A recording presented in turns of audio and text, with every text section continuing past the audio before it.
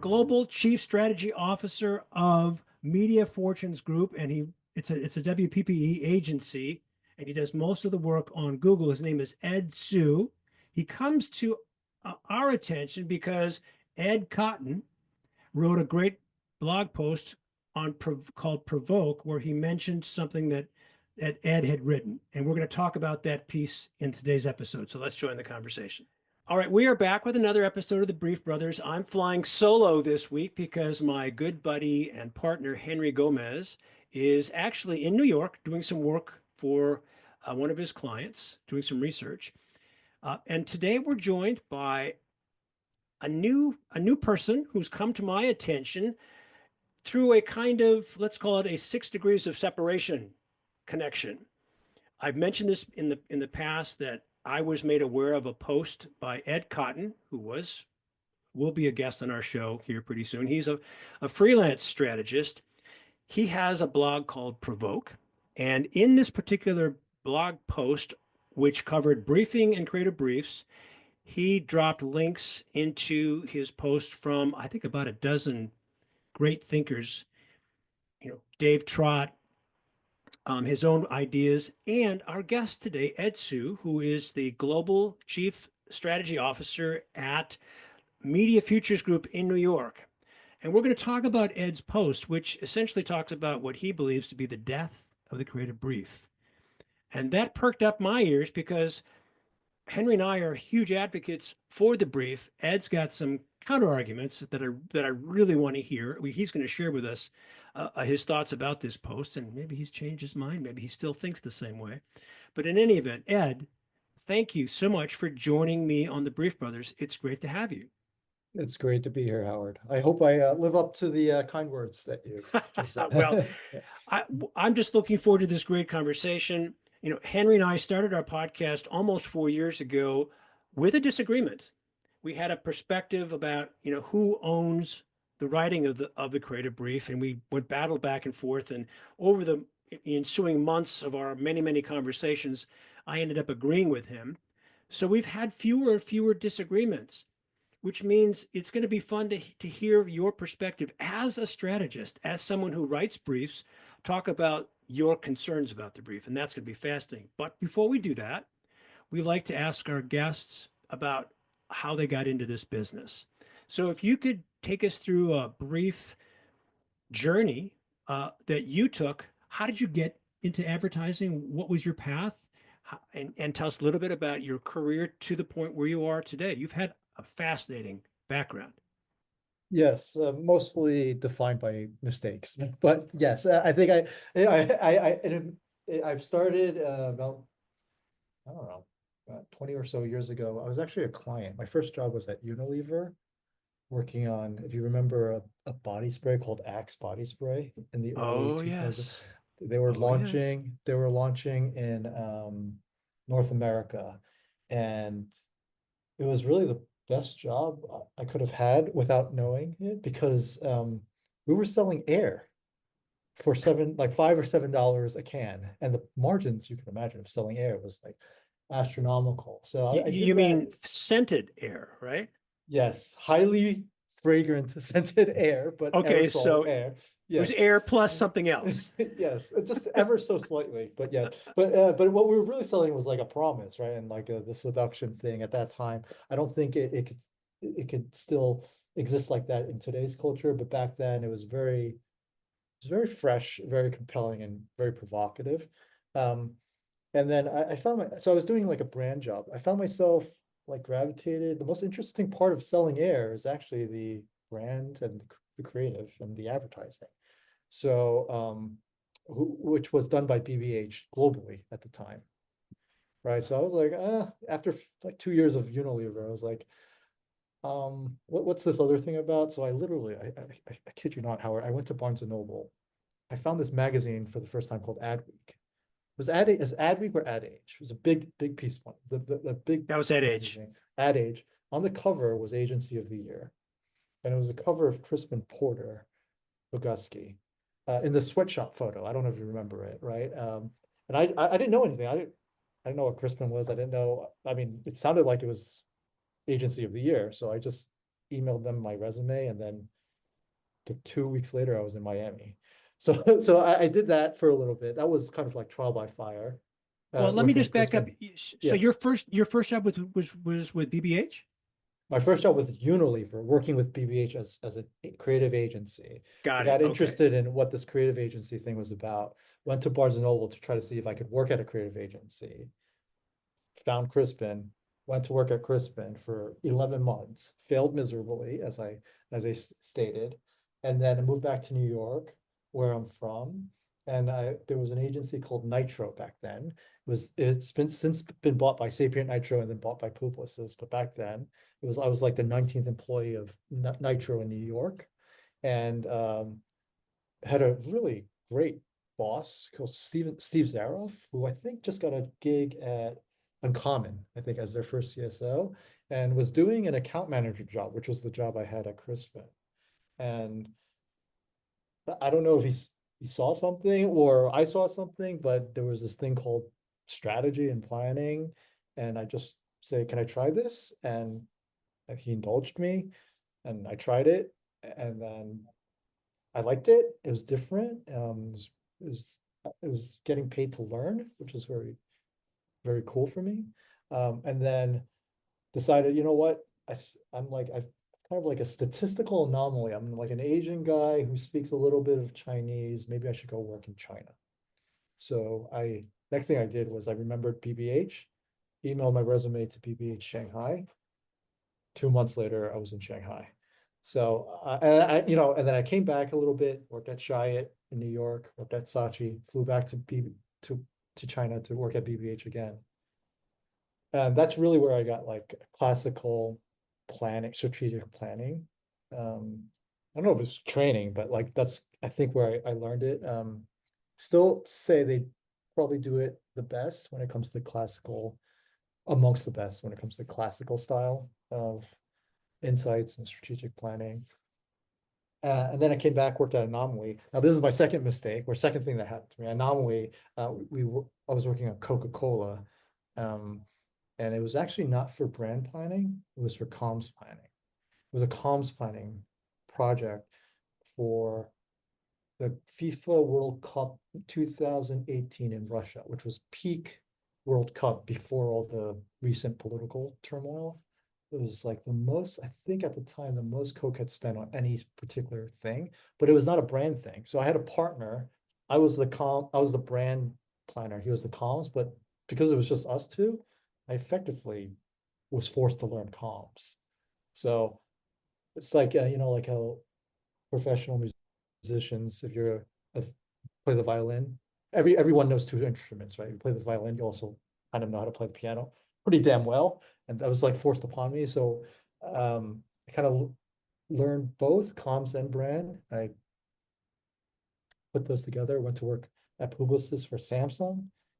And then that was crazy. I can tell you more about that if you want. And then after that, 4 years of that, came to work on on Google at Media Futures Group. So kind of by accident hybrid brand, but my true love and my upbringing is brand planning. So hopefully I have a more nuanced point of view on brief and the death of briefs than a planner from just comms or just brand. Yeah, and we definitely will get to your post, but I just want to ask you who were there certain people, certain other strategists or planners that you admired and that you maybe read about or talked to along this journey that you took? Nick Kendall. Nick Kendall is like OG BBH, right after, I don't know who was can't remember who the Bartle was probably the planner of the founders, but Nick Kendall was like one of the original BBH planners. He was like CSO or head of planning. And yeah, they used to, go around the world and visit all the offices. And I asked a similar question to one that I think you asked before when we were slightly before, of like who owns the creative brief, or can can can the creative brief really be enforced, right? Because the strategist is always like they like, or at least they used to, like really obsess and stress about the brief. But then when it was handed over to the creative, sometimes the creative would follow the brief, but most of the time they would kind of do whatever they want. And we would call this the leap, right? The leap from strategy to creative. That was sometimes what you wanted, but it was extremely frustrating for the planner, right? It's like, why do I do all this if you're just going to do whatever you want? I now have a more nuanced interpretation of why that happens and why that might be the way to do it. But when I asked this question rudely, and Nick actually yelled at me. I still remember it was like a very formidable, a very formative moment where he like made pretty clear that the planner still owns the brief and has to do everything possible to make the strategy as best as it could be, even though it may eventually be ignored. So that I'm was going a to push very back and say I'm not sure that maybe you're using the wrong word, ignored. Um, I'm becoming aware of another strategist in London. Her name is Kit Alton. She is the chief strategy officer at the the Gate London, and Mhm. she does a number of master classes. I've come across her again through Ed Cotton's Provoke blog post.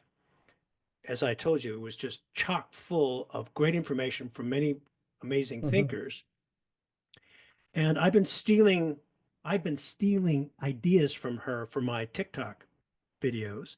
And one of the things that she said that I thought was really critical, and it relates to what my buddy Henry Gomez, my co-host, says, and that is the creative brief is a creative document. It's the first step of the creative process. It's not part of strategy. Strategy has to come first. So as a creative document, you're giving this creative document to the creatives and saying, be creative. Well, creativity is by its definition a kind of alchemy. We don't really, you can't reduce it to a mathematical formula to say this plus this, and you're going to get your answer. It's this plus this, and all of a sudden it's over to the other side of the room, and you don't know how it works. And that's the beauty of it. So the question I would ask is, why would you even expect a document that you've spent so much time researching and putting together with built on a creative idea to spark a creative idea? Why would you expect to know the answer before you hand it off? I'm going to answer this in three ways. And again, I think I've evolved since then, but I remember why it was so annoying, right? Okay, because first way I'll answer it is I agree with you. The brief is a creative document. It's also a contract and Mhm. an appeal to creative, a petition to creative people. It's a contract in the sense that like I will I will appeal to you. I will try to convince you. It's almost like an ad for the creative people, right? I will try to persuade you to follow this insight and create this kind of work. Now you're right. Like I'm not telling you which ad to write, what headline to write, but like this with work within this space, this fine space, and you have to buy it. And when you buy it, you have to agree as a contract, and we should not be having a conversation 2 weeks later that violates the contract we agreed to. So this is ideal. I think the second way I'll answer it is planners tend to be linear, right? Like we are trained to think 1 + 1 = 2.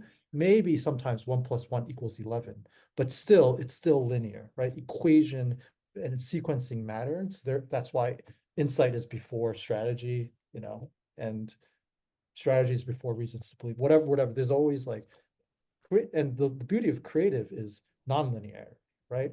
Now, only now do I understand that when linear meets unlinearity is when magic happens. I only understand that now, but like as a young planner, if you imagine you sweat doing linear things, researching to make sure 1 + 1 = 2 or 11 or whatever, but like a formula, you hand that contract, that ad for the creatives to a creative. Let's say they kind of agree, but you brief them and then they come back with something totally off.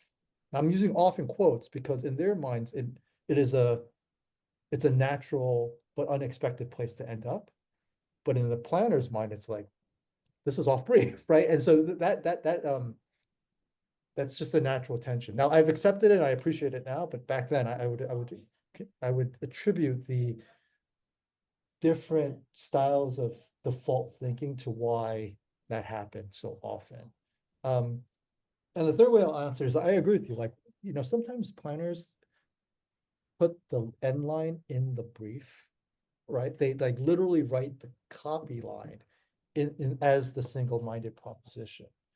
Now, I've never, I've done that a Wait, few well, times. I've let never, me just wait. Hang on. I yeah, mean, it has happened on a number of occasions where the single-minded proposition became public-facing language.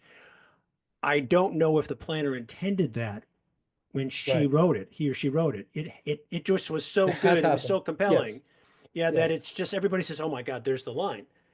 And it may not have been obvious to you, the strategist at the time, but others who are seeing it with fresh eyes are see it that way. So I don't know if it's in, so let's just caveat it by saying it's probably not intentional. Although I have had conversations with strategists who say sometimes strategists try way too hard yes. They think they're to write copywriters. to, Yeah, yeah, because they yeah, want to be copywriters, so they're trying to yes. solve the problem, and that's what makes a creative brief bad, is that they're not giving the creatives the direction, they're not doing the what, they're doing the how. Yeah, I totally agree. I totally agree. I mean, we try to be copywriters and then we get disappointed when the creatives don't take the line. But I understand now that it really is about space, right? Like create the space. And that space has walls. Those walls need to be high and reasoned why they are so high and why the space is the space. But then the space can be big, right? And I agree with you. Like creatives just I think good creatives like hear you, understand why the space is a space and play it within the space. Um, and then there's that other part that nobody ever talks about is after they come up with the idea, we have to back rationalize that thing so it makes sense for the client, right? Because it did go from like, linear to non-linear, but for the client, it has to go back to linear. So that's super annoying as well, right? It's Yeah, I better, agree. but I it agree. is annoying. Yeah. But I also agree with you that creatives need walls. We need those Yes. boundaries. We'll Yeah. flounder if we don't have the boundaries. And the creative brief is designed to be those boundaries, even though creatives resist them. And it's the very act of resisting those boundaries that sparks our imagination.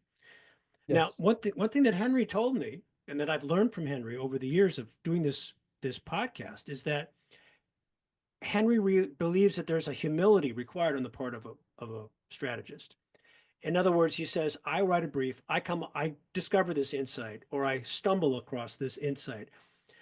My aim is to be as inspirational as I can be when I write my brief. I can't always be inspirational, but my goal is to be at minimum clear. Creatives can work from clear. But Mhm. I have to be humble because when I turn the brief over, and he always runs a draft of a brief, an early draft of a brief by his creative director, so that everybody's on the same page. He doesn't spring briefs on the creatives, in other words. But he says I have to be humble enough to accept the fact that sometimes we've all bought into this document, this idea, this North Star, and I brief the creatives and they go off and do their things. They may from time to time come back and say, Henry, we just had this idea that has nothing to do with your brief. What do you think? And Henry will say, you know what? It's better. It's better than anything I Yeah. came up with. I have to rewrite Yeah. the brief to address or fit this idea. It's not quite the same. I understand what you're saying about um, I wasn't quite sure what verb you used to redress the Back brief. rationalize. Back Back. rationalize, yeah. Yeah. It's not quite that. He's just saying, you know what? It's this idea is better than the direction that I was giving you with my brief. I'm going to rewrite the brief to accommodate it. And I, Well, I how do would you, also argue that that bad brief if it led to better work, that bad brief did the job it needed to do, but well, is no yeah, longer needed, right? yeah, Whatever it took, it got to a place that both creative and planner agree is better. Like it was like a tough pill to, it was a tough pill to swallow, but it did the job. So right. like that's it's all good for everybody. It requires um yeah, it requires a level of like trust with the creative that Absolutely. is not always and also like respect because you know there are still some craft and technical things that even though we can still both type words and clever and pithy words, there's still some skills that the planner does not have that the creative does, and vice versa. But when there's no trust, then the creative just thinks they can write their own brief, and the strategist just thinks they can write their own headlines. And that's when it gets pretty messy, right? I agree with you 100%. Yeah, And again, I've told you before we hit the record button how much I've learned from Henry in these conversations. As a former creative and a current creative, I'm not doing advertising. I'm still a creative person. You know, I'm a writer and a teacher. That I've learned so much from Henry because of the way he thinks about the brief. And he said, whenever I start a new job at an agency, the first thing I work on, the first thing I do is start to build that rapport with the creative department, because if yeah, they don't trust me, I'm dead. I'm dead in the yeah. water. And I have to learn to understand how how each creative works. You know, we had a conversation with Julian Cole some Yeah. time ago, who is an independent strategist who does a lot of teaching. He's in Portugal, and told us, I've discovered there are two different kinds of creatives. There's one which I would call the professor, I think that's what he Hmm. called it, who is far more strategic in his or her thinking. And then there's the artist who just wants to solve the problem.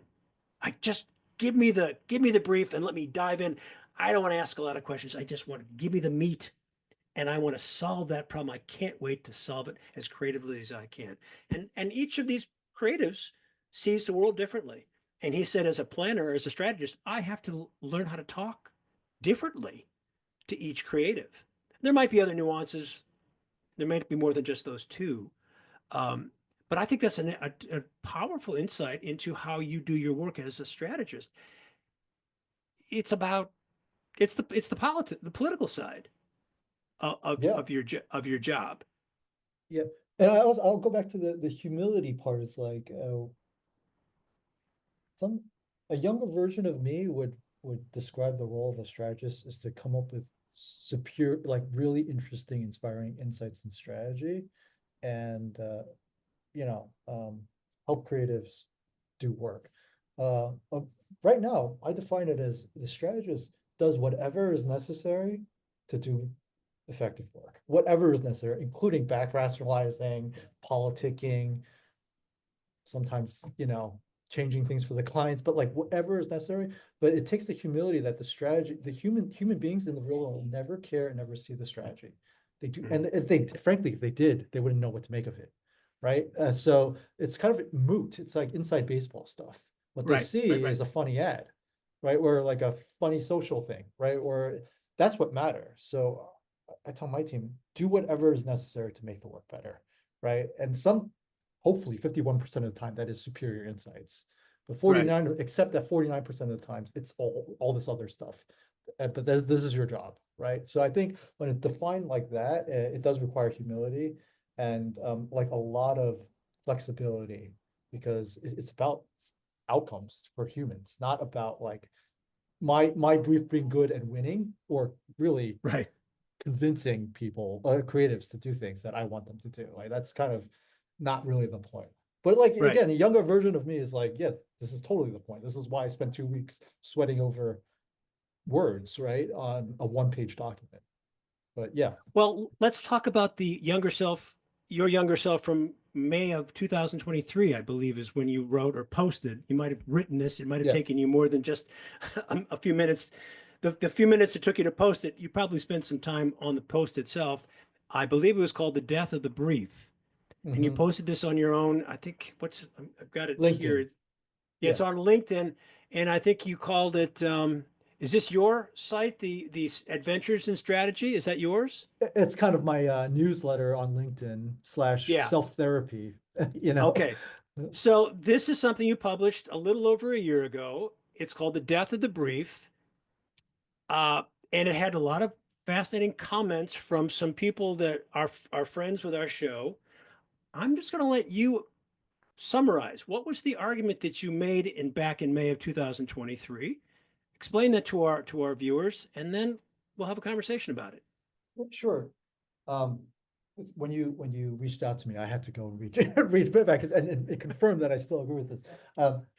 what struck me the most is actually the last line, which is I'll start at the end, which is I think the Yeah. last line is something like the brief is dead, but now what? Which is an ambivalent and open-ended question. Because I started with the brief is dead, the statement declared, but I end with like, I'm not really sure because I still am not sure. But what I am sure of is the brief is as I knew it and was taught it 20 years ago is dead is dead.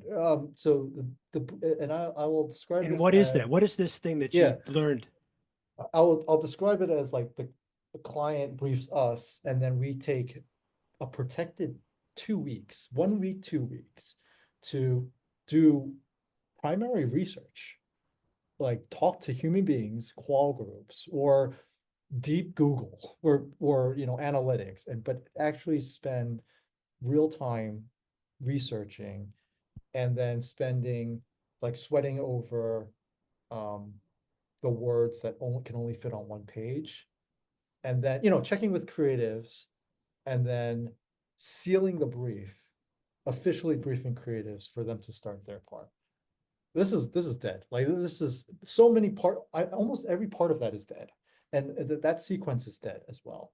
And I think largely why that happened was, uh, you know, industry changes like time pressures and performance and digital, all this like stuff that didn't allow for the time, where the didn't indulge the time required to write the brief that I just described. Um, but in some ways, not only did it not allow it, it made it kind of irrelevant to have static, to have a document that was static. Um, so that's why I described it like it did. I don't ever get 2 weeks to write a brief, and nobody on my team does. We'd be lucky to get like 2 days. And after 2 days, what we have is not static. It's just like it's an offer. It's an opening offer that has to be then negotiated with creatives and the client. And that negotiation continues until they're ready to produce. Right. And again, I'm not sure this is good or bad. I just know it's true. This current reality is true. Um, and there's also just so many more channels and considerations that and KPIs, of which one-page briefs can try its best to include and contextualize, but really can't, at least not in a static form. So that's why I said like the brief as I know it is over. I'm not sure I'm happy or sad about it, but it is that form or that format is dead in my point of view. And you still believe that today? Yeah, it's dead. Like in the way I've not seen it return. Maybe I'm not in the right agency or the category, but I've not seen a brief process or a brief document like that in 7 years. Um, yeah. So I have you like I'm curious if you've Well, seen that where yeah not directly because, as I told you, I'm yeah not a practicing creative anymore. I've been outside the agency world for a dozen years. But, okay Henry, my podcast co-host, is a director of strategy. He doesn't write as many briefs as he used to because he has direct reports, yes and they're writing briefs and he's reviewing them. And um, I my sense is I I guess I couldn't disagree more. I'm wondering if cool it's just because yeah your environment is not allowing you to do what needs to be done. And I wonder, um, the reason the one of the things that I do when I teach brief writing is I ask the brief writers, and most of them are marketers, they're not strategists like you. So hmm they aren't trained to write briefs the way you are. The classic account planner, hmm which is no longer a term really, it is amongst us, ad professionals. They are juggling 27,000 other things besides writing a brief, whereas you get to focus on all those things related to writing a brief, the research, the cultural thing, everything. Um, they don't get enough time. And then one of the consequences of that is they spin their wheels and the work gets sent back over and over and over and over again. And they Which brief wonder, do you mean? The client to the agency or the agency to the agent, the planners I'm to the talking, creative? I'm talking about the agency brief, the The brief that you client to write. the agency? No, the brief So, that you write to the creatives, yes, yes, okay, okay, right? clear. I mean, Yeah. the client, one of as just a recap of what Henry and I debated to get our conversation started for the Brief Brothers was a white paper that I came across written by the ANA. I work for the Association of National Mm-hmm. Advertisers, Marketing Training and Development Center. I'm on the faculty. I do a lot of training with marketers. And they have a task force on creative briefs. And the task force wrote a 17-page white paper called Better Creative Briefs, catchy title, that argued there should be one brief, not a client brief and a creative brief. The agency and the client should sit down and hash out one single brief. Mm-hmm. And at the time, I thought that was pretty good thinking. And Henry said, Never, "Oh no, that's never. crazy." Yeah, Yeah, that's crazy. I'm now more aligned with Henry because Mm-hmm. that's his territory. It's their turf. So what I do is I try to teach what creatives are looking for. I'm a former creative. I Yes, know what yes, I it is that understand. I want. I know what a creative needs.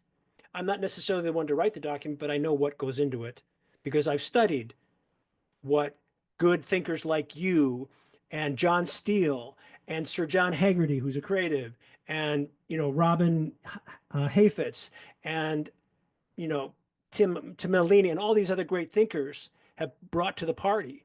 So I know what it is that creatives need most to solve the problem. And one of the things they need is clarity. They need a document because otherwise we'll spin our wheels. And that's one of the reasons why so many companies tell me that it takes 5 or 6 or 8 or 10 or 12 rounds before we get what we want. So that's the brief. Look at the brief. The reason you're doing this is because the brief sucks. But are you even going back to the beginning? So if you don't have 2 weeks, and forgive me, I may be just out of my element here, Ed, and tell me I'm screwed up. I'm saying if you're not given 2 weeks, whose fault is that? If you're not demanding the 2 weeks to write a brief, whose fault is that? You need to demand that time because there's an old saying in our business. I say this over and over again. There's never time to do it right. There's always time to do it over. And that's what we do. We just do it over. We do it over. Um, hmm, let me Now, think about this. you may have a unique situation in the agency where you work right now. I have experienced other agencies that say, well, it's a compressed time frame, but we still get to write a brief. And as a creative working at an agency, I demand a brief. I'm not going to accept anything less than this document, even if it's one sentence. And most briefs, the good ones, are just one sentence. That's what Sir John Haggerty said.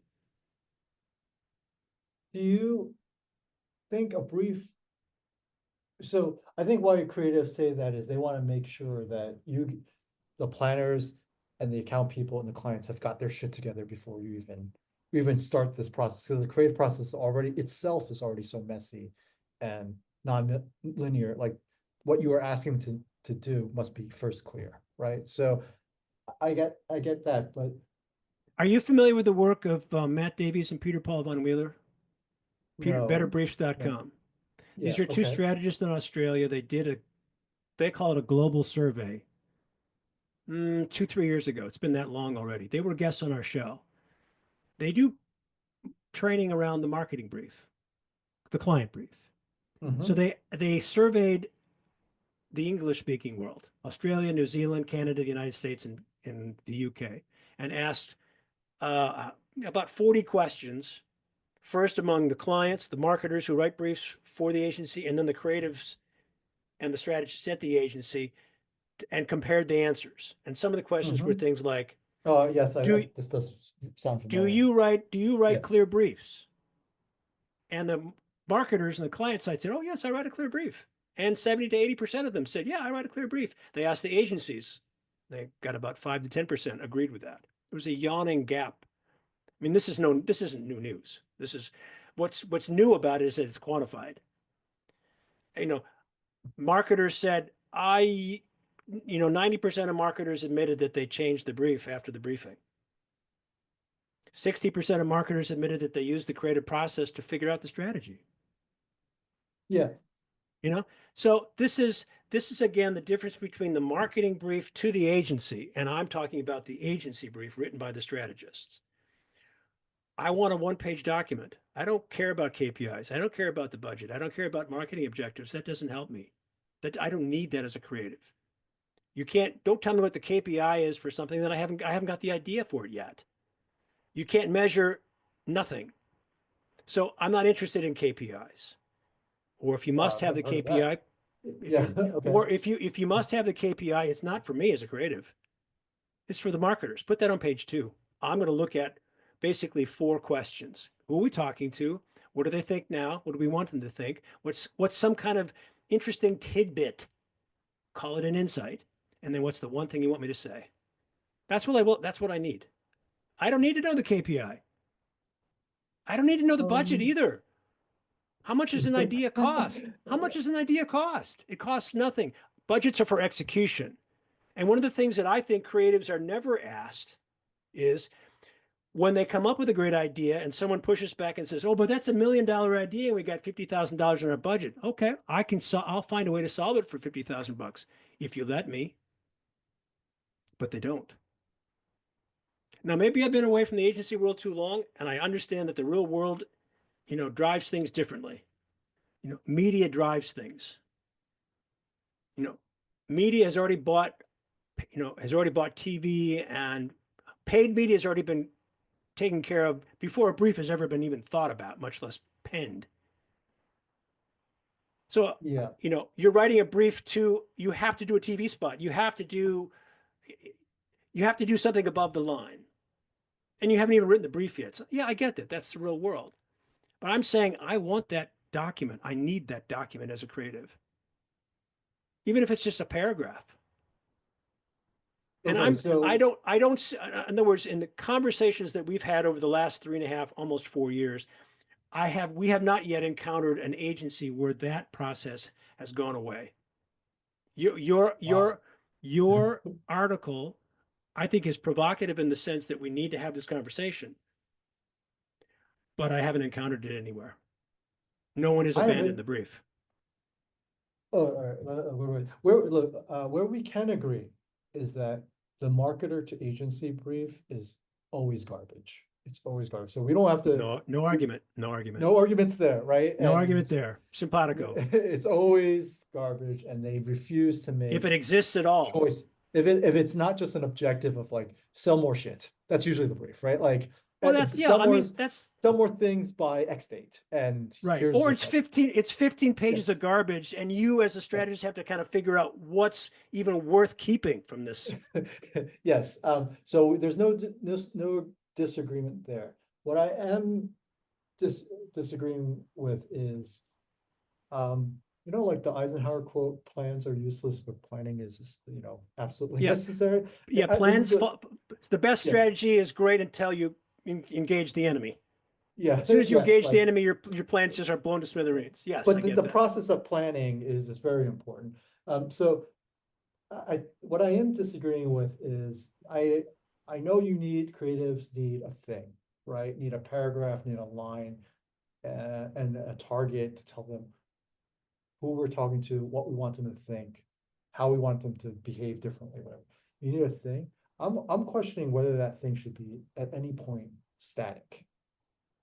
Because yes, like the planner first needs to give you that thing, but then as the brief, meaning, but it should, and it should change, right? Like some things, maybe it's not like the target can't change every day, like, but like some other things should change. And the messiness of like, um, that requires creatives to rework, I think is endemic to, it's just what needs to happen, right? I've not, man, maybe I've worked on the wrong agency. I haven't worked at an agency where I hear you on the 2 weeks, like that's my problem. That's the reality of the business, and like, we should just fight for 2 weeks. I get that, but I've not worked at an agency for a long time where that baton passing and a stable brief is the true way of working, nor is it the way of getting to ideas that need to exist in today's media environment. Because the things that it is new to the modern brief, I think, is the media part. And the brief you're describing, unless I've missed something, it largely excludes the media part, right? Like and media I equate to reality, right? Because everything before media is just a deck, or it's a slide, or it's a line. It's like without media, it's just it's a very pretty idea that may never see the light of day. And the brief you're describing may get you to the idea on a slide, but without like the media or the channels and that kind of stuff, like it will never, it will be difficult to manifest as intended into the real world. And Let that, me interrupt. Let yeah, me interrupt and just ask you if you agree on this point. The purpose of a brief, whether it's a line or a page document, is to inspire an idea.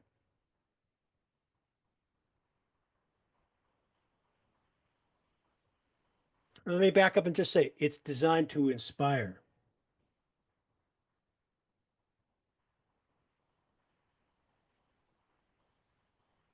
have inspire to solve something, right? Yeah, Solve it. Yeah. regardless of the media. No, that I don't agree with. Okay, so this That is where we I, disagree. This is my yeah. thinking is idea first, tactic second. Well, yes, of course, that first, but idea first, media second, tactic second. Yes. Media and But tactic I'm using as synonymous. So just so our terms are yeah, defined. yeah, yeah. No, yeah, I get it. But that first doesn't mean more important. Say it again. First does not mean more important, in my opinion. Okay. Idea first and media second does not mean that idea is more important than the media, is Okay. what I'm saying. So that's my point of view. All right. Well, I think we disagree there, and that might Yeah. just be a distinction between a planner, a strategist, and a creative. I think Yes. I would Yeah. agree that sometimes the media might influence, can in fact influence the nature of the idea. Let me give you Because an let me give you an example. Okay. okay. I'll give you an example where the idea is quite pedestrian, but the media, meaning what happens in the real world over time, is more important and makes the idea much better than the idea itself on a slide, right? So I've worked on a lot of, Whoa. Hey, wait. Let me just, yeah, again, I'm worried we're not on the same page here. The purpose of the brief is to inspire the idea. It's not the idea itself. yeah, agreed. But Okay. like, I thought we were talking about whether you don't care about the media. You want the brief to inspire the idea. Every creative brief I've ever seen always includes deliverables. We need to have this, and this. Even though I'm saying, yeah, whatever. I don't care about that because I got to come up with an idea first. I got to think, I have to have something that will translate itself into TV, radio, website, social, direct mail, whatever. Yeah, Don't tell me, I've had people come up to me and say, "Can you teach me how to write a creative brief for a 6-second YouTube video?" I said, "No, I can't. I can teach you how to write a creative brief, and maybe the 6-second YouTube video is an iteration of that brief, but you don't write a brief to a tactic." oh yeah, I agree there. But yes, I agree that you write a brief to get to an idea that can span any medium, agnostic of medium, and can be executed in any medium that you can afford and that is appropriate. What I don't agree with is that even though the idea should come before the media, that the idea is more important than the media. Because I have seen many examples where the media itself makes the idea. I agree with you. Yeah, I mean Yeah. but I think, and maybe I'm wrong. I think that the exception proves the rule. The exception proves the rule. How often does the media, does the tactic, for lack, to keep it really, really neutral, how often does Yeah, the tactic really make the idea versus the idea, being the end and be all and end all? I would say 30% of the time. Okay. All right. Or with That's not insignificant. Okay. yeah, yeah. I'm still a very pro idea planner in this, and I want media and creativity to be almost the same. Like you said, like sometimes the idea is the media, sometimes the media is the idea. But I have personally experienced 30% of the time where you have a pretty basic idea, but it's the media that makes it the idea. I give you the example. It's very you'll know it like right away. Okay. Yeah. Drop it on us. What are you talking about? So I worked on a lot of smartphones. I've worked on smartphones for 10 years. Since 2007-ish, when I worked on idea, there's always been a big idea where we use UGC. We ask real people to send us the images, the photos they take on their smartphone, and we will use media and put it out of home.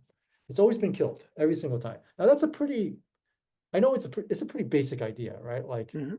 hey Howard, like send me your best photo and the brand will spend money and make it It's put a it on version media. of Shot consumer on iPhone. generated or It's shot on consumer iPhone. generated. Right. Yeah. So Okay. shot on iPhone has been going on for 9 years. You would admit that the idea is pretty basic, but it's the media and the Yeah. consistency of the media that makes this idea like award winning and one of the most famous and recognizable things. It's the media. Well, it's also the quality of the product. Well, I don't like the iPhone. Yeah. Yeah, but the iPhone shoots is just as well as the Samsung. I would dispute Yeah. that but like the idea itself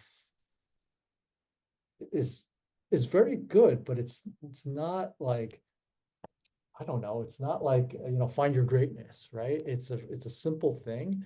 It's the media and the consistency that made this idea iconic, which is my example of, yes, idea goes first, but it doesn't mean idea is always more important than the media, because the media itself can make the idea, Okay. right? You've made a very good point, and I will concede that. But Okay. I don't think that negates the importance of having a static document. And I think you've made that point yourself. Maybe you don't realize it when you say you have grown as a strategist to accept the fact that the starting point of a brief isn't necessarily the end point when you get the work back from your creatives. It may not be, you use the term off brief. Kit Elton doesn't use the term off brief. She said, I don't even use the term off brief because it's creativity and I just let creatives be creative. Now, the difference between you and Kit is that Kit's a former copywriter. So she's a creative who's Well, become of a course you would say strategist, that. Right. right?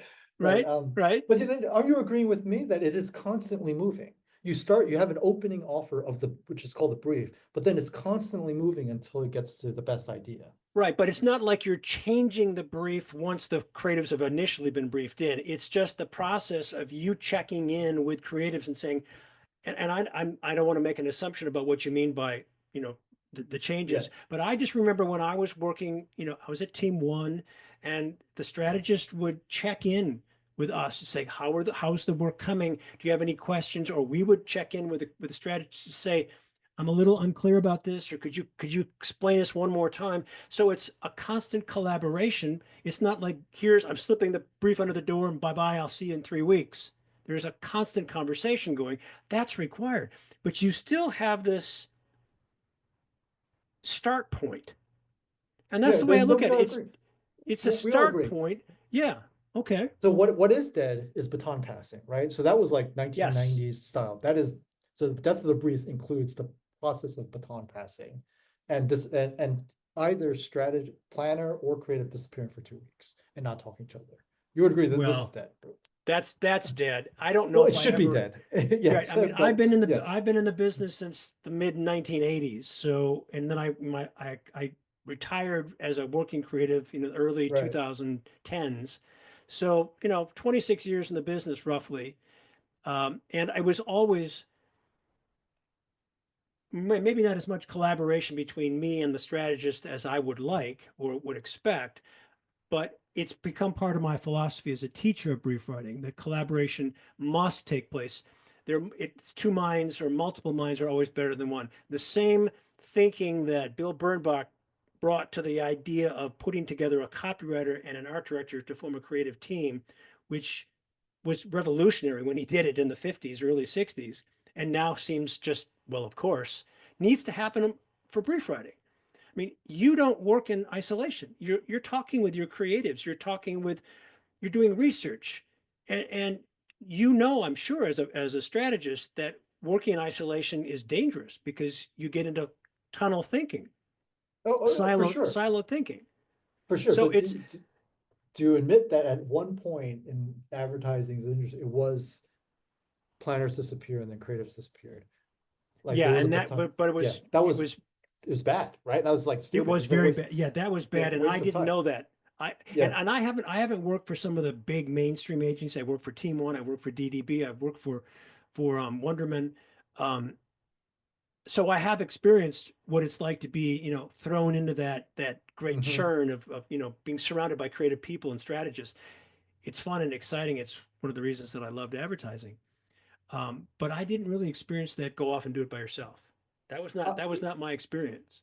So like working at a place like Crispin it was like that. I mean, it was, and because it was like so creative, the more creatively oriented, they almost like the creatives after they get your brief, they are brief, they actually want you to leave them alone and I don't want you to bother them. Like, and they want to disappear. Hmm. Now what I agree with is like that's dumb because like then I can't, then basically I'm waiting for you to come up with whatever you're coming up with as a planner. And if it's off brief or if it's slightly different, I'm not prepared to quickly write the setup slides to make that work. So we both look like we don't know what we're doing. But I have experience there. Like I'm not saying this is a good thing, but this is the part of the death of brief that should die and should have died way earlier. Okay. Right? Yes. There you and I are in complete Yeah. agreement. I Yeah. guess again, this is why I wanted to have this conversation so I understand the playing field that we're talking about, because it's not one that I experienced. And for the most part, in the terms of people who come on our show and talk about their either from a creative perspective or from the strategy perspective, at least it hasn't come up as this kind of static Really? situation. Like No, they've never experienced it. Like I've not that, never. no. And we've talked That's to some people who work for some yeah. major shops. I mean, we're talking about, Fallon in Minneapolis and all the mainstream, the legacy shops. We had a conversation with Rob Schwartz. Now, we didn't go into the weeds, about how that all works. So I have to confess, I didn't press to find out what that's like. But the work from some of these shops is stellar. Yeah, yeah, You know that fantastic. you know Yeah. that. I think the sense that I'm getting, because we also talk to students and recent graduates of some of these advertising programs. We've had conversations with Mark Lewis, who is the dean of Hmm. the School of Communication Arts in London, and he's introduced us to some of his recent graduates. We've even talked to some of their current students to ask them what it's like to be in that environment. And they're saying, well, we're getting briefs every week from agencies who donate their time to come and teach, the students.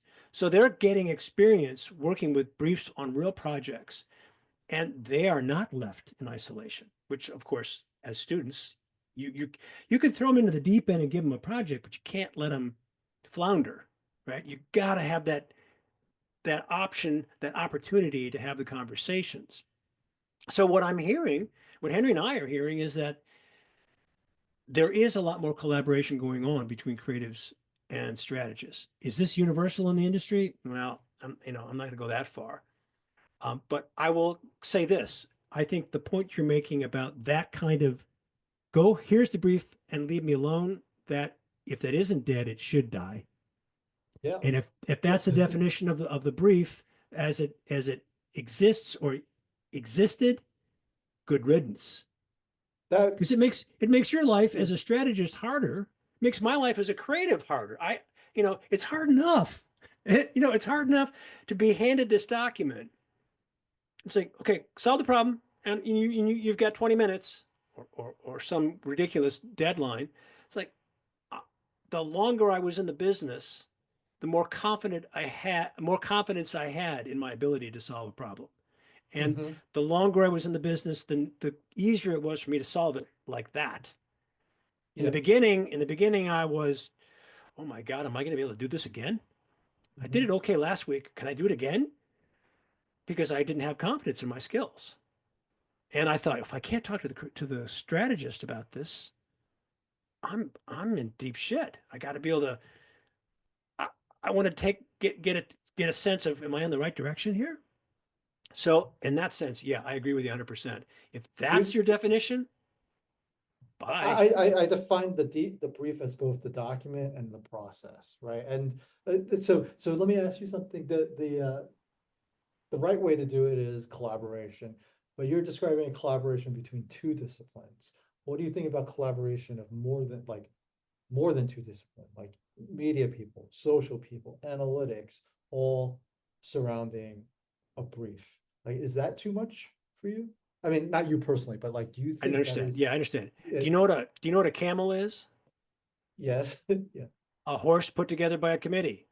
yeah, yeah. That So to me, here's what, that's what you're describing. I mean, I'm being facetious, or maybe a little yeah, sarcastic.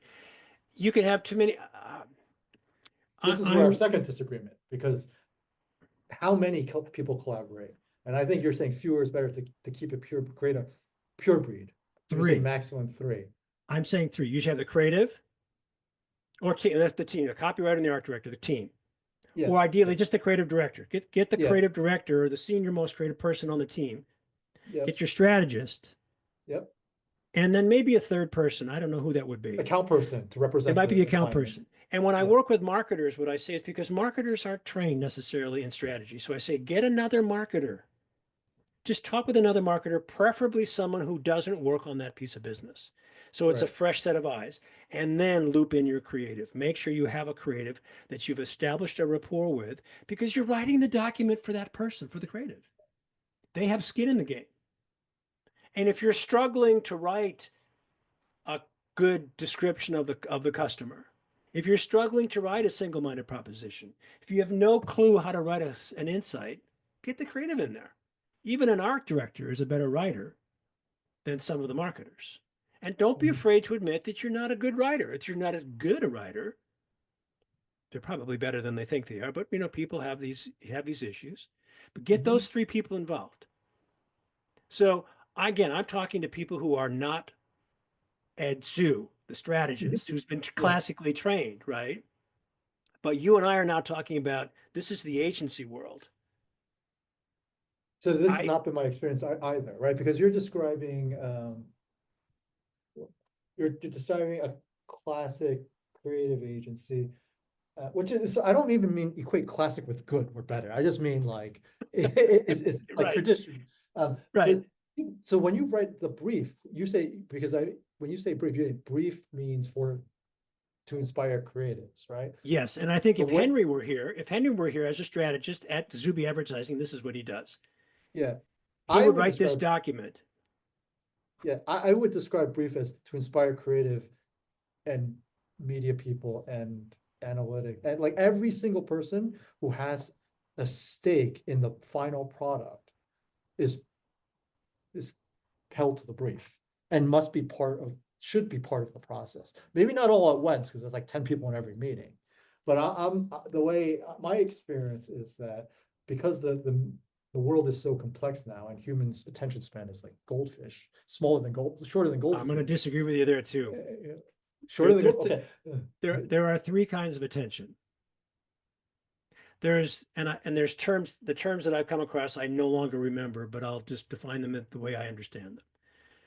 There's substantial, Mhm, for lack of a better term, substantial attention. This is the attention that you and I can bring to sit down and read a book or to watch a movie mhm, uninterrupted. The second kind of concentration or attention is when we sit in a crowded place, in the airport, in a bar, mhm, and we're sitting at our computer. or we're scrolling through our phones. There's all kinds of distraction. We can focus on our phones or focus on our keyboard and not be bothered by the distraction. We can still get stuff done. And then there's the third kind, which is the one that that has dropped in how much time we can devote. And that is the fully distracted kind of attention, where we're sitting at our office, the computer's got, incoming email. I don't even know the name of the kinds of apps that are on the computer. We're looking at our phones, we're looking at we're talking on our phone, we've got 5 different sources of input coming in all at once. That attention span has plummeted, justifiably so, but not the first kind and not the second kind. This is where the research is pretty substantial that our ability to concentrate for 2 hours to watch a movie or to read a book, because guess what? Binging is bigger than ever. 3-hour podcasts are more popular than ever, and that requires substantial concentration. So when you say our attention span is dropping, which one do you mean? I mean the third one, where you've got 16 different devices going at once. That form of concentration is lower than ever. So there I would agree with you. Which is okay. Which is why I want to brief with more than the creative involved, because I want an idea that can attack all 3. Right. Well, so that's okay. That's a good point. That's a good point. Which one of those 3 do ads go into in your mind? Like Second and the third. The second and third, right? Yeah. You're not going to see ads when you're watching a movie unless it's the trailers up front. And you're not going to see, when you're streaming, maybe you're going to see that if you're cheap and you don't want to pay for the ad-free version. I pay for the ad-free version. I can't stand the ads. So that's going to be, but I'm sitting down reading a book or listening to a podcast or listening to an audiobook. No ads on that. So that's probably not going to be where you're going to want the ads to be placed. But the second and the third, sitting in the airport, you might hear something on the PA system. The TV might be going in the bar. Maybe you'll kind of hear that, right? Yes. Yes. So I'm trying to get the brief and the people involved who can do the first one too. I consider Top Gun a 2-hour ad for the Navy, right? So but like if we had a good brand, an idea that we can make a 2-hour movie and people would watch it to get your first kind of attention. There's a lot of these movies have product placements in them, so But the whole thing is, and you can find entire podcasts that are about it's basically an ad for the sponsor of the podcast, right? And that is, I think, what you call substantiated, long, deep attention. Yeah. Right.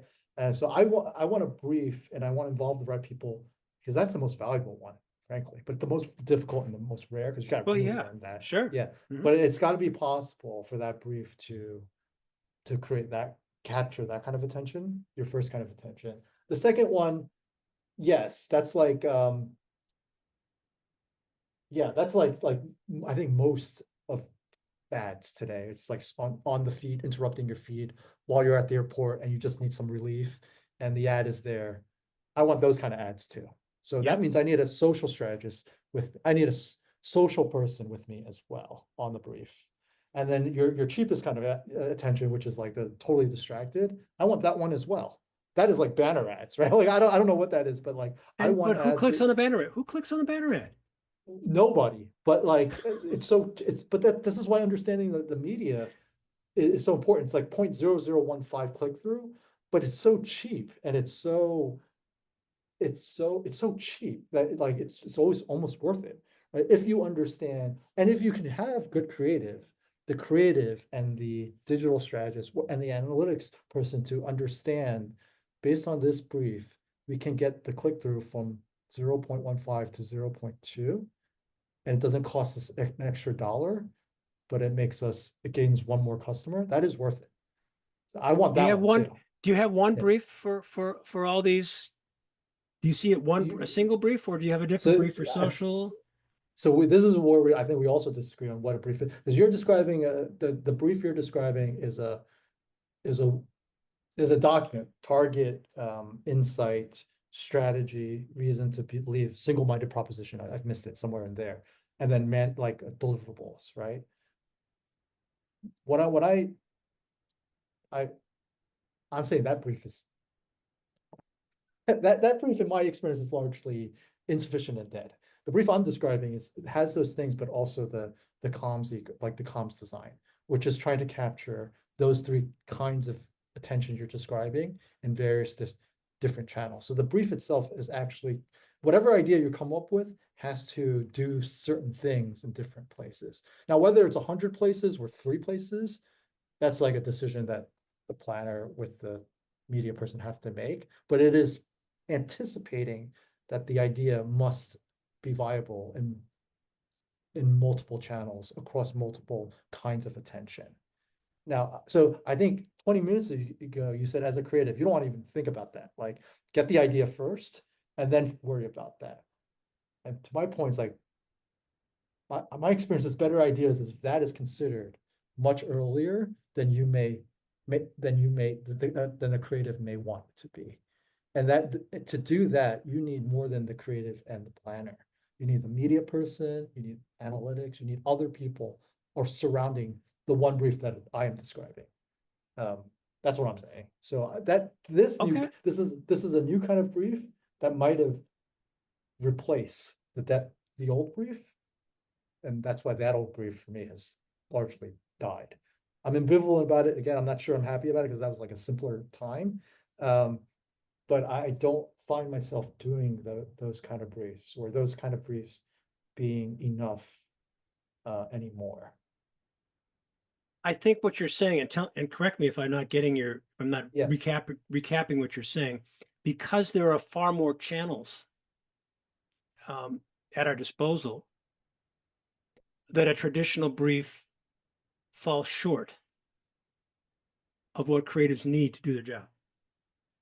Yes, I agree. A traditional brief, if I am getting your definition mostly correct, naturally begs for like a concept, like a line, a manifesto with a mood board, and then it almost always naturally goes to like some kind of film because it's the most effective and multi-sensual way to bring an idea to life. And I don't want that anymore. One of the things that Henry says, and I'm agreeing with him about this, is that he doesn't deliver a single page document anymore. It's a deck because he likes to do a slow build. It's a presentation. And I've listened to at least 1 or 2 podcasts where the guests were talking about what do you do once you have your brief? Now, how do you brief with your brief? Because it's a 2-step process. You don't just write this document or create a deck or whatever it is that you're going to produce, and then just like we said, slipping it under the door and walking away, that's dead. And they're 2 different skills, like the brief and the briefing are 2 different exactly, skills. Exactly. And and I teach a workshop on how to brief with your brief to get to make it the most inspirational kind of briefing. You got to build some. Exactly.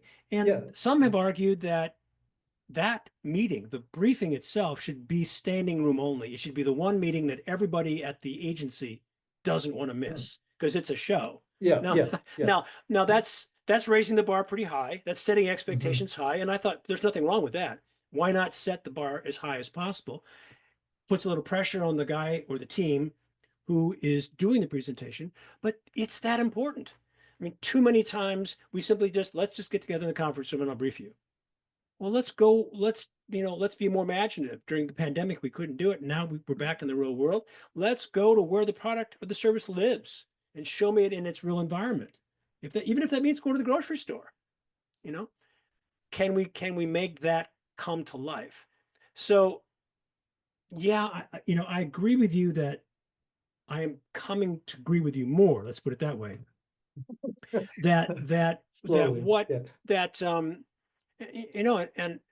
that's fine. I as an educator, I'm not gonna plant a flag and declare I'm never gonna move it, because then I become a terrible teacher, right? I need to be able to adapt to certain situations, especially since I'm not practicing anymore. I want to bring as much to the party as I can. but I see what you're saying when it comes to a traditional brief. And I don't encounter that much anymore because Mhm. while there are companies that still, they will send me a draft of their or a template of their creative brief template. And they'll say, how can we fix this? And I said, well, there's nothing wrong with the template. The problem Mhm. isn't with the template. The problem is It's the with the stuff answer. inside. It's the Yeah. stuff inside the template. Yeah. Yeah. Sometimes you've got Yeah. 5 questions that essentially ask the same thing just in different words, and you could cut Hmm. it down to one because the act of writing a brief is strategic reduction, not addition, right? Hmm. So that part of it needs to change. I get that part. Um, but I still think so. I think we agree that what it used to be should go away or is dead, but Hmm. to be replaced with, we still need to replace it with something, not nothing. Agreed. Is that replace, but that replacement is not just a different kind of document and a different kind of um briefing, like a different kind of performance. It's also a different team of people, a more expansive team of people working on the brief right at the beginning. And I think where uh the strategist plan, in my experience, because I know in like like a creative agency that it still may be a planner and creative, but like that just seems antiquated when you Well, when have you say so a many creative, I tools. mean, yeah, I mean, Yeah. sometimes we're going to say a creative is not just a copywriter and an art director. A creative is also going to be a social media expert, is going to be a video. You're going to do Yes, this for yes, YouTube. yeah. So it's not just a writer. It's like someone who knows how to create videos. It's going to be an AI art director. We had as a guest Sherry Horowitz, who calls herself the AI conjurer. This is an Mhm. art director with a deep background, a deep interest in literature and philosophy and poetry, who knows how to write prompts to create art from Mhm. prompts.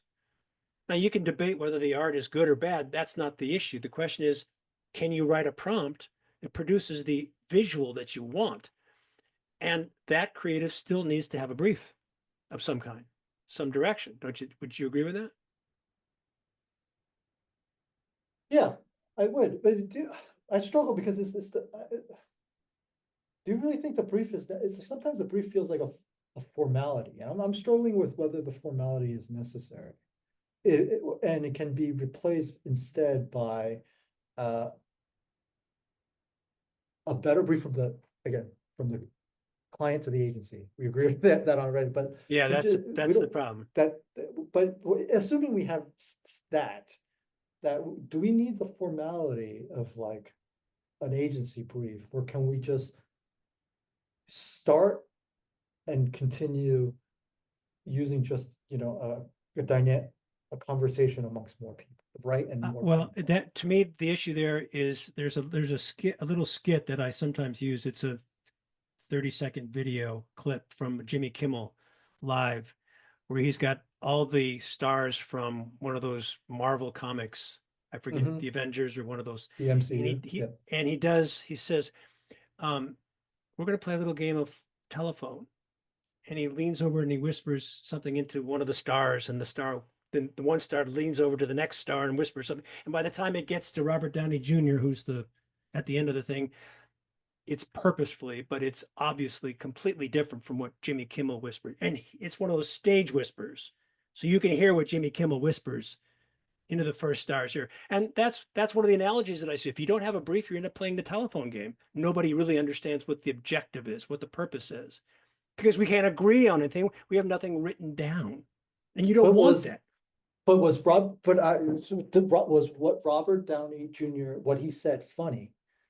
Well, If the yeah, answer is yes, then does it matter that what Jimmy Kimmel intended? Because then we go back minus 30 minutes where the brief starts in one place, the creative ends somewhere else. But as long as the creative is effective and good, and that is well, that's agreed. okay. That's not the analogy that I'm using. That's not the analogy I'm Yeah. making. I'm just saying that you give this assignment to all the people on the team.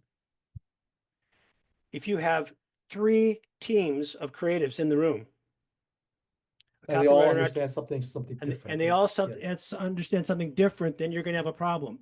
I want every team, whatever it is, art director, copywriter, 2 content developers, two To be videographers, on the whoever same happens page. to, they Yes. want to be on the same page. And telephone game is the analogy that puts a bright light on the problem if that objective isn't clear, if the assignment isn't clear. And that's what a Yes. creative brief Okay. is designed to do. I agree. I agree that it is necessary at some point in the process to come to one place that cannot be one clear place that cannot be misinterpreted. I always thought like a good brief is like, after the creatives have went away and thought about it and come back with ideas. They can be very upset that you're killing their ideas, but they cannot be upset of why you're killing their ideas. Right? Not killing, Oh why yeah, you're, well, creatives love to complain. We I love to know, complain. but at least if they're agreeing to the brief, they can like they can see why the idea is not surviving, right? Because Right. they have agreed to what you said is like it's not really doing what we needed to do, even though it ended up a slightly different place. 26 years ago, John Steele wrote his book, Truth, Lies, and Advertising, and he has a whole chapter Yeah. devoted to the creative brief. And one of the things he quoted Sir John Haggerty, who wasn't Sir Mm-hmm. John at the time. Mm-hmm. He was just John. And his argument at the time holds to as truthful today as it did then, because he's repeated it. He said, I take the brief, and by the brief he meant the proposition. He says, I take that brief, that proposition, I write it down on a piece of paper, and I put a picture of the product above it or below it, and I stick that on my wall. And I ask myself, is that a good ad for the product? Doesn't have to be great, but is it good? And he said, if the answer is yes, he said, I've got a good brief. And next, my job as a creative is to make it better. Mm-hmm. And to me, that's the best definition of a brief I've ever come across. Does that change? Has that changed in 26 years? Yeah, meaning the brief as the first ad, is version one of the ad, right? Yes. That I don't know if we're going to get to an agreement on this. Well, that's okay. I think, yeah, I think that it's still true if the outputs are still traditional outputs, mostly traditional outputs. Yeah, because I have come to yeah, agree with you that there are just certain parts of this whole process that are broken. yes, If there's no agreed. collaboration, that sucks. We understand that Yeah. the marketing, whatever document the marketer or the client sends to the agency is often not even worth the paper it's written on, if it even gets to a piece of paper, right? Yes, And yeah, there are some people out there, and Peter Paul Von Wheeler and Matt Davies that's their space. They're working with marketers to help them write better briefs. I'm doing that too in a different environment, here in the United States. So that part we agree on, but I still think that I think we agree that we need something to kick the whole thing off. That may change in the way it looks or the way it feels, and the team that gets that information may be different than it was 30 years ago, but somebody still needs to get it. yes, yes. We're disagreeing in nuance, I think, of Yeah. like how many people and how stable that first brief should be. I think you're saying it needs to be very stable so people don't have their own interpretations. And Right. I'm Which isn't to saying say that creatives won't do that anyway. right, and that wouldn't be that wouldn't be a lead to better work. Like we're not. I think we agree that the creatives are nonlinear and they may end up in better work. I think my disagreement is who's involved, how many people are involved, and how if the the first thing ever needs to be stable. I think some parts of it for sure, like targeting, must be, but other parts of it, I'm not sure ever need to be stable. I think that's where Yeah, I where have seen hundreds, maybe 1,000 different brief templates and completed Mhm. briefs, more briefs than any human being should be allowed to see, and I'm still in therapy, because of all that. Yeah, But I've never seen a creative brief template, blank template that wouldn't work yeah, if you it's had the good stuff. information. Yeah, Yeah, it's not if the you had boxes, it's the stuff. exactly, Yeah, exactly. yeah, So there's no yeah, such thing as a bad brief template.